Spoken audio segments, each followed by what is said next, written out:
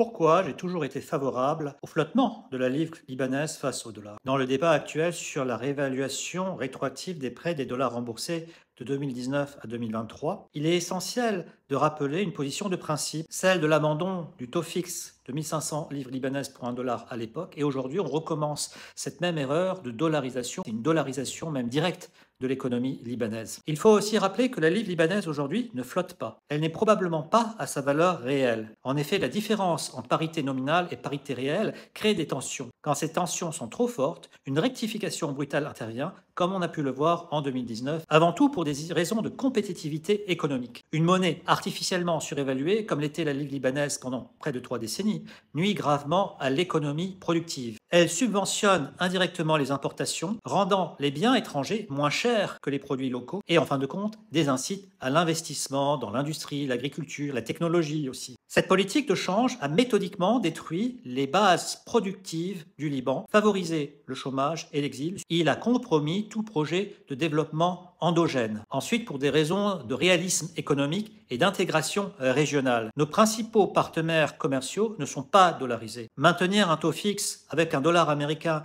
dans un environnement dominé par l'euro, la livre turque, le rial saoudien, le dinar jordanien, revient à ignorer les dynamiques commerciales réelles. Cela fausse les termes de l'échange, empêche d'adapter notre économie à l'évolution des parités monétaires régionales et favorise au final les monopoles d'importateurs, privant le Liban d'une industrie locale viable. Par ailleurs, ce taux fixe n'était pas soutenable qu'au prix d'une politique d'intérêt élevée, destinée à attirer encore et toujours des capitaux étrangers pour la maintenir. C'était un schéma Ponzi où l'entrée de nouveaux dépôts servait à masquer la fragilité du système bancaire. Nous ne pouvons aujourd'hui que constater les pertes massives dans le secteur bancaire entretenues par des dépôts en dollars dépensés pour financer les importations, maintenir la parité de manière artificielle et entretenant l'illusion d'une fausse stabilité. Il s'agit aussi d'une question de souveraineté nationale. Une monnaie nationale arrimée sans souplesse au dollar retire à l'État libanais toute marge d'ajustement monétaire ou de gestion sereine de son endettement. Nous ne pouvons ni dévaluer facilement pour restaurer la compétitivité, ni ajuster les taux pour stimuler l'investissement. La dévaluation devenait politiquement